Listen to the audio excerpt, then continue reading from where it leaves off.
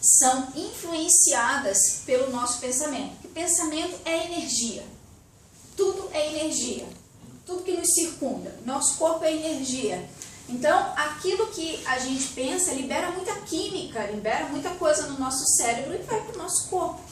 Então, ele fez esse estudo e aí ele coloca, né, algumas coisas nesse livro aí, que é a Biologia da Crença, né, e ele vai colocando desde quando ele começou a estudar até ele falar sobre espiritualidade, né, na questão também de quanto a espiritualidade influencia e ajuda nos processos de cura também. Né? E aqui eu trouxe um pouquinho disso daqui, né, que tem no livro dele, né, que a epigenética examina as influências sobre o DNA a partir do exterior da célula. Então a epigenética estuda a influência do ambiente na célula. Então as nossas células estão imersas aqui, né, no nosso corpo. O ambiente é nosso corpo. A energia do nosso pensamento é tão forte que influencia a nossa célula.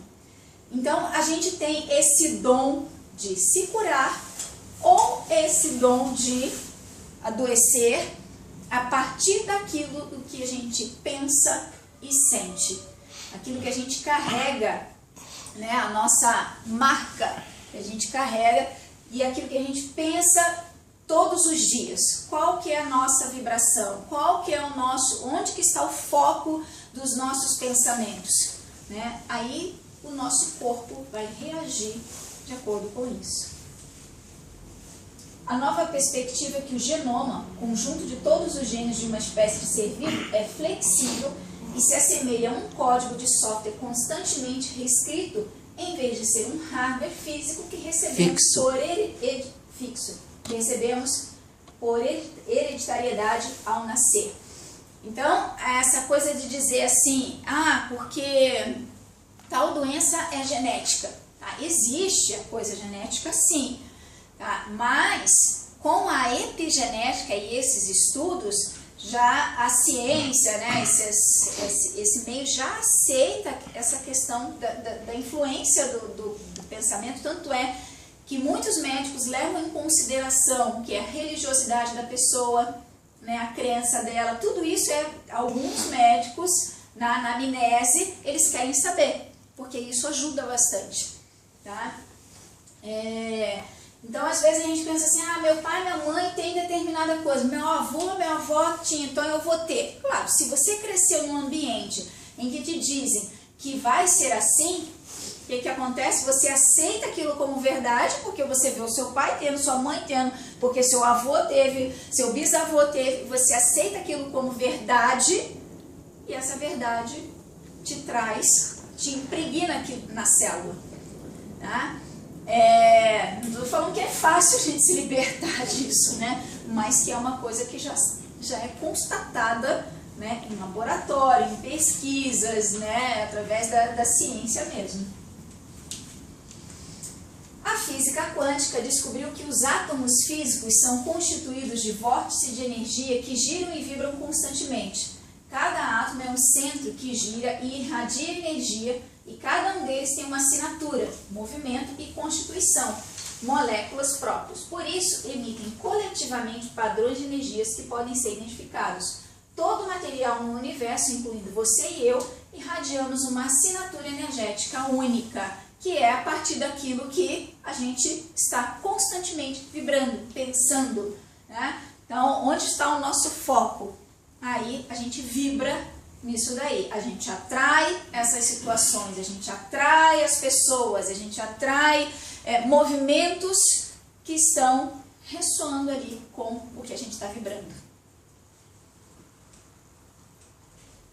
Com a física quântica fica postulado que os átomos em algumas ocasiões são partículas e em outras ondas, e que as partículas respondem à mente do observador, fazendo com que a mente subjetiva intervenha no comportamento da energia e da matéria. As partículas são capazes de se transformar em energia e estão sujeitas à influência do observador. Podemos alterar esse mundo interior e exterior aproveitando e modificando o comportamento dessas energias, que é, na verdade, o que? Modificando a nossa forma de pensar, o nosso padrão.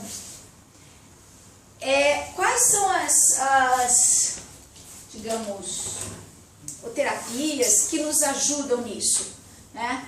Terapia cognitivo-comportamental ajuda, PNL ajuda nesse processo, né?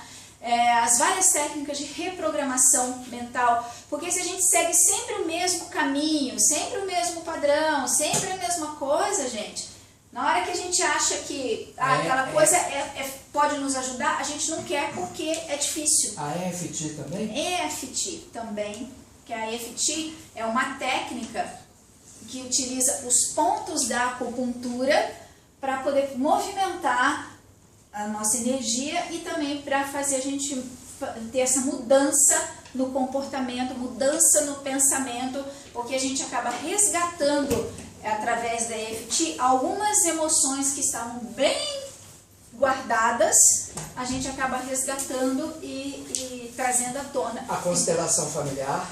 A constelação familiar ajuda também, ajuda porque você consegue enxergar determinadas coisas que você não conseguia, principalmente em relação à família, tá? Constelação familiar diz muito ali, né? Pai, mãe, avô, avó e as 7 gerações, né, anteriores. A constelação ajuda a trazer, porque tem algumas coisas, gente, que a gente está aqui no aqui e agora, mas a gente está carregando algo que às vezes foi do nosso avô, da nossa avó, e a gente não sabe que está carregando.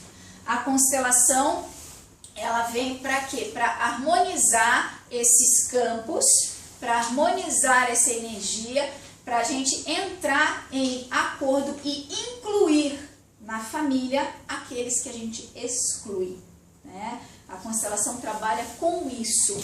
Então, a partir do momento que você inclui, é como se você harmonizasse aquele processo. Então, Ana, a constelação seria uma coisa que ia te ajudar bastante.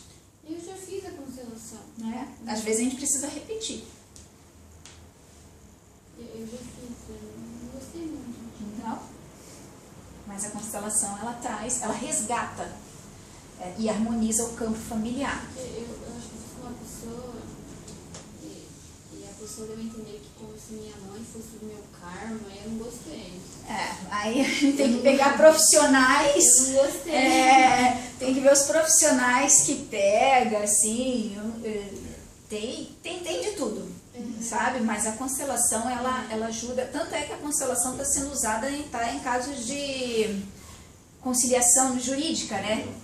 Em fórum, cartório. Vocês viram no Fantástico o quanto que está sendo usado nessa área de direito, a constelação? Porque os acordos... Subiu assim, o número de acordo de, sei lá, 30 e poucos por cento, 80 e poucos por cento depois da constelação. Então, essas terapias, então, elas atuam como uma quebra de crenças? Isso. Principalmente as cognitivas, né? PNL, a terapia, a TCC, também a cognitivo-comportamental, trabalha bem nessa questão da gente trocar as crenças. Porque, gente, uma crença... ela cria um caminho neuronal. O nosso cérebro só conhece aquele caminho. Tanto é que a neurociência, né, ela estuda isso e fala o quê? Que para você criar um novo hábito, no mínimo 21 dias. Só que isso depende muito de cada caso. Muito. Às vezes não tem que ser 21 não. Às vezes você tem que passar 100 dias fazendo a outra coisa, sabe? Que em 21 dias não resolve. Porque o troço está tão impregnado, mas tão impregnado, que o nosso cérebro está tão acostumado com aquilo e ele não quer gastar energia para fazer outra coisa. O nosso cérebro é preguiçoso. Por isso que a gente faz as mesmas coisas.